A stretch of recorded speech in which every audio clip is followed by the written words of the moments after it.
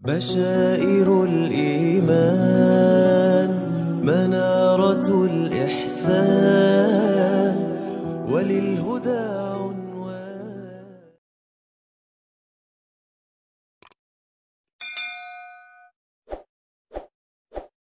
Bahwa Allah Maha berkehendak. Al-iradah di sini maksudnya adalah al-masyiah, yaitu mengkhususkan sesuatu yang mungkin akli, yaitu makhluk, dengan sebagian sifat yang mungkin berlaku baginya, bukan sifat-sifat lain, dan dengan suatu waktu, bukan waktu yang lain.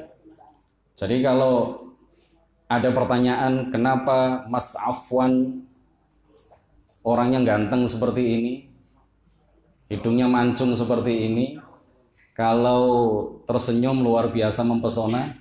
Karena memang Allah mengkhususkan Mas Afwan dengan sifat-sifat tersebut, bukan dengan sifat-sifat yang lain.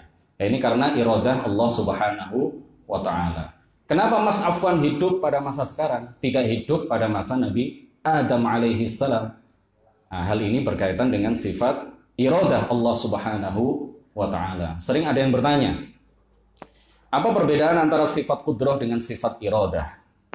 Ya, banyak orang yang tidak memahami dengan baik perbedaan antara sifat qudrah dengan sifat iradah. Kalau sifat qudrah itu fungsinya adalah mengadakan dan meniadakan. Menciptakan Mas Afwan atau mematikan Mas Afwan itu kaitannya dengan sifat qudrah Allah Subhanahu wa Ta'ala. Tetapi ketika kita mengatakan bahwa Mas Afwan itu memiliki sifat-sifat tertentu yang tidak dimiliki oleh Gus Syauqi misalkan, atau Gus Syauqi memiliki sifat-sifat tertentu yang tidak dimiliki oleh Mas Afwan, maka ini kaitannya dengan sifat iradah Allah Subhanahu wa Ta'ala. Allah menentukan, mengkhususkan sifat-sifat tertentu bagi Mas Afwan, bukan sifat-sifat lain. Ya, Allah memberikan sifat kepada Mas Afwan dengan sifat-sifat tertentu, bukan dengan sifat-sifat yang lain, maka ini kaitannya dengan sifat iradah. Allah menjadikan Mas Afwan hidup pada masa sekarang, tidak hidup pada masa akhir zaman nanti menjelang hari kiamat. Nah, ini kaitannya dengan sifat iradah Allah Subhanahu wa Ta'ala. Allah Subhanahu wa Ta'ala berfirman, fa'alul lima yurid. Allah menghendaki, ya, Allah berkehendak terhadap segala apa yang Allah Maha melaksanakan, segala apa yang Ia kehendaki. Kehendak Allah pasti terlaksana. Tidak ada yang bisa menghalangi apa yang telah dikehendaki oleh Allah Subhanahu wa Ta'ala. Kalau Allah sudah menghendaki bahwa Mas Afwan ini cepat jodohnya, maka tidak ada seorang pun yang bisa menghalangi. Rasulullah Shallallahu Alaihi Wasallam bersabda, Masya Allahu kana wa ma lam yasha lam yakun. Rawahu Abu Dawud. Rasulullah mengajarkan sebuah kalimat yang merupakan salah satu mutiara di dalam akidah ahli sunnah wal jamaah. Ya, beliau ajarkan ini kepada salah seorang putri beliau. Masya Allahu kan wa ma lam yasha lam yakun. Apapun yang Allah kehendaki pada azal kan, maka pasti akan terjadi. Wa ma lam yasha, dan apapun yang tidak dikehendaki oleh Allah pada azal, lam yakun, maka pasti tidak akan terjadi. Seandainya Allah tidak maha berkehendak, maka tidak akan ada sesuatu pun dari makhluk. Nah, dari sini jelas menjadi tetap sabata bahwa Allah Subhanahu wa Ta'ala pasti memiliki sifat al-iradah. Nah, ini perlu ditegaskan bahwa kebaikan terjadi dengan penciptaan Allah Subhanahu wa Ta'ala, kehendaknya, ketentuannya, pengaturannya, dan diketahui olehnya. Ia memerintahkannya, mencintainya, dan meridhoinya. Sedangkan keburukan itu terjadi dengan penciptaan Allah, kehendak Allah, ketentuan Allah, pengaturan Allah, dan itu semuanya diketahui oleh Allah Subhanahu wa Ta'ala, tapi Allah tidak memerintahkannya, tidak mencintainya, dan tidak meridhoinya. Jadi kebaikan maupun keburukan itu sama-sama dikehendaki dan sama-sama diciptakan oleh Allah Subhanahu wa Ta'ala. Qul a'udzu birabbil falaq min syarri ma khalaqa, min syarri ma khalaqa, dari keburukan yang telah Ia ciptakan. Doa qunut bagaimana? Wa qini syarra ma qadaita. Ya Allah, jagalah aku dari keburukan yang telah Engkau ciptakan, yang telah Engkau tentukan. Jadi keburukan itu ciptaan Allah, kehendak Allah Subhanahu wa taala. Allah tidak hanya menciptakan kebaikan, tetapi Allah jugalah yang menciptakan keburukan. Allah tidak hanya menghendaki terjadinya kebaikan, tetapi Allah jugalah yang menghendaki terjadinya keburukan. Makanya kalimat yang indah dalam ilmu tauhid yang diajarkan oleh Rasulullah kepada salah satu putri beliau tadi, sebagaimana tadi sudah saya sampaikan, adalah apa? Masya Allahu kan wa ma lam yasha' lam yakun. Apapun yang dikehendaki oleh Allah pasti terjadi, dan apapun yang tidak dikehendaki oleh Allah pasti tidak akan terjadi. Nah, kemudian perlu ditegaskan juga bahwa kehendak itu kaitannya dengan sifat mengetahui. Artinya semua apa yang dikehendaki oleh Allah itu pasti diketahui oleh Allah Subhanahu wa taala. Kehendak tidak berkaitan dengan perintah. Artinya tidak setiap apa yang dikehendaki oleh Allah itu kemudian diperintahkan oleh Allah Subhanahu wa taala. Contohnya apa? Contohnya Allah Subhanahu wa taala memerintahkan Nabiullah Ibrahim alaihissalam untuk menyembelih putranya Ismail. Tapi Allah tidak menghendaki hal itu terjadi. Artinya apa? Kehendak itu tidak berkaitan dengan perintah. Para ulama di berbagai kitab akidah mengatakan bahwa al-umur ala arba'ati aqsam. Ya. Perkara-perkara itu, semua perkara itu terbagi menjadi 4. Kaitannya dengan sifat iradah ini. Yang pertama adalah syai'un sya'ahu Allah wa amara bih wa huwa imanul mu'minin wa ta'atut ta'i'in. Yang pertama adalah sesuatu yang dikehendaki oleh Allah sekaligus diperintahkan oleh Allah Subhanahu wa taala. Dikehendaki dan diperintahkan, yaitu imannya orang-orang mukmin dan ketaatan orang-orang yang taat. Jadi iman itu adalah sesuatu yang diperintahkan oleh Allah. Allah memerintahkan kita semuanya untuk beriman. Kemudian ketika orang-orang mukmin itu beriman, ini adalah apa? Syai'un sya'ahullah. Ini adalah sesuatu yang dikehendaki oleh Allah Subhanahu wa taala. Yang kedua adalah syai'un sya'ahullah wa lam ya'mur bihi. Syai'un sya'ahullah wa lam ya'mur bihi. Sesuatu yang dikehendaki oleh Allah tetapi tidak diperintahkan. Dikehendaki tetapi tidak diperintahkan. Jadi begini, kalau membahas Allah itu jangan dikiaskan dengan dirinya sendiri, ya, karena berbeda antara Allah dengan kita. Kalau apa yang kita inginkan itu yang kita perintahkan biasanya, kan begitu. Kalau apa yang kita perintahkan itu sekaligus juga apa yang kita inginkan.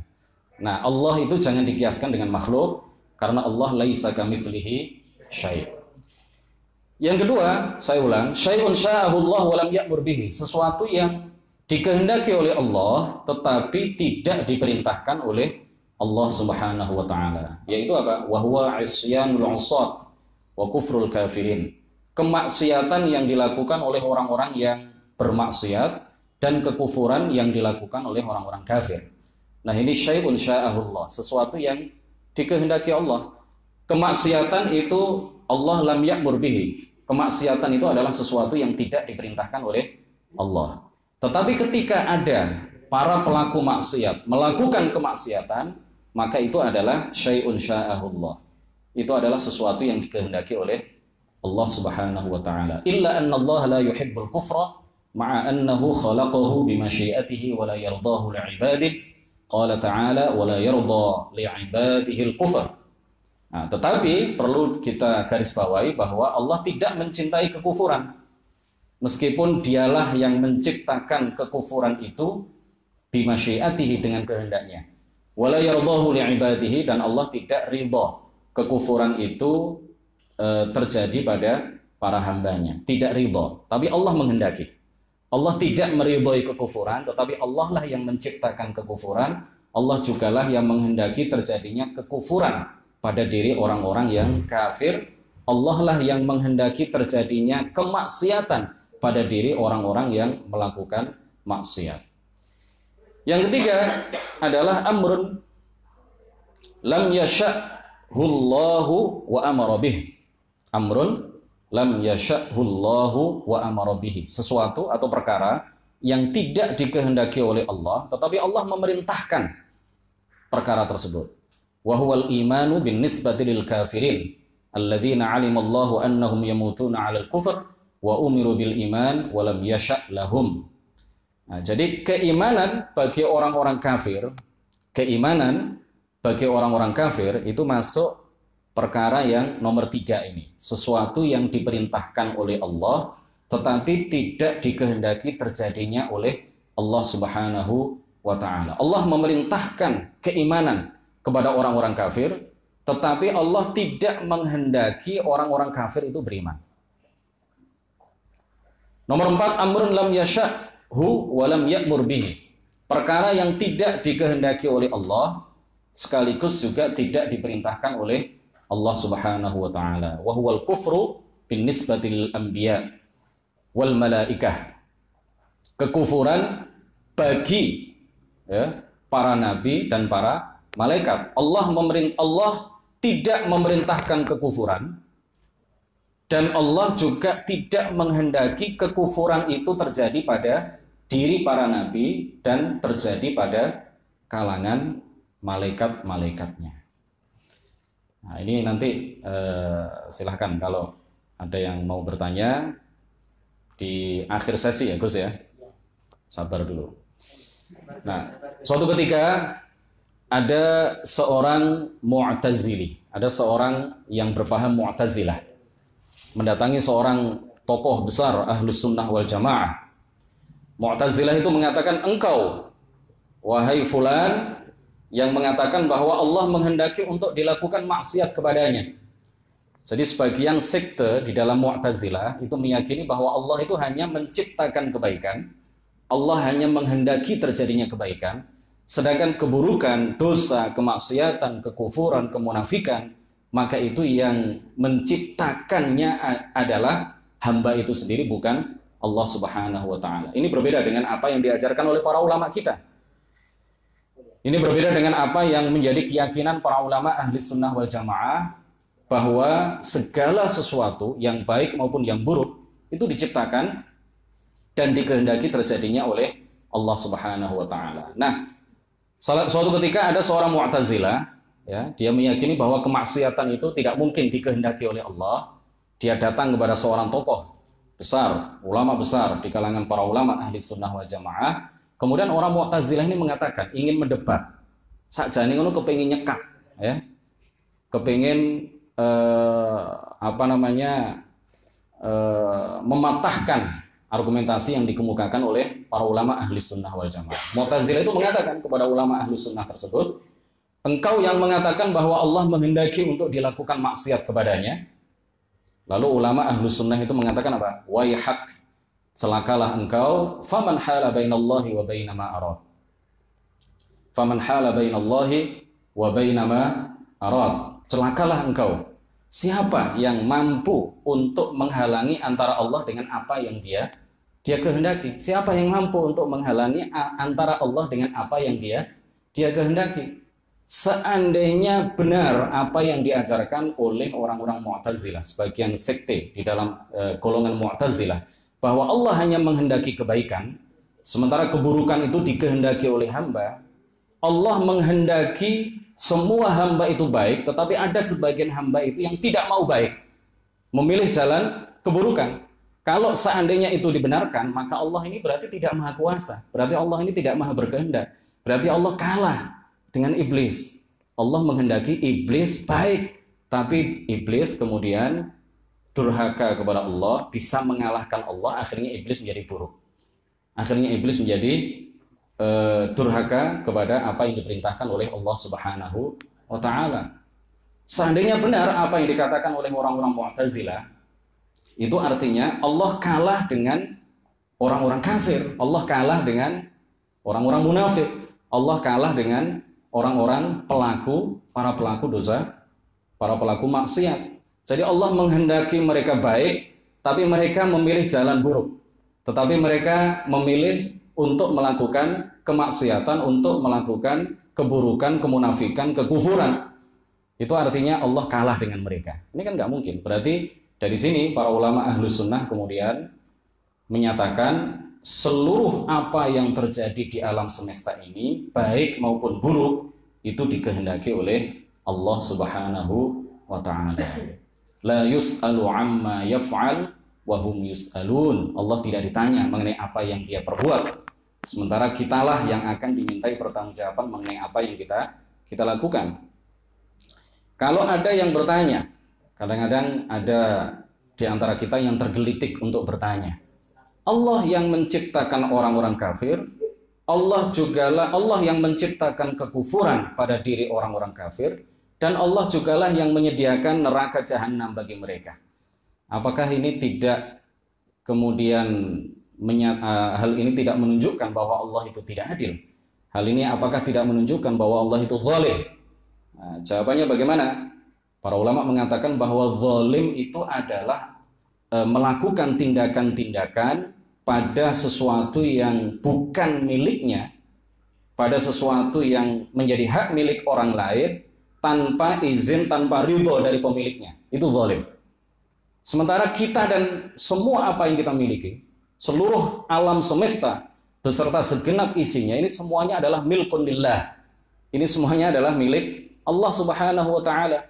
Jadi Allah berbuat apa saja terhadap apa yang dia miliki, maka tidak dikatakan bahwa Allah itu zalim.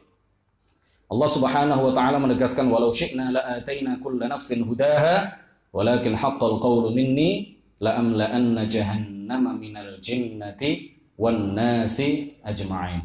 Seandainya aku berkehendak, kata Allah, niscaya aku akan memberikan hidayah kepada semua orang. Tetapi telah tetap menjadi ketetapanku, telah aku kehendaki bahwa aku akan menempatkan orang-orang kafir di neraka jahanam.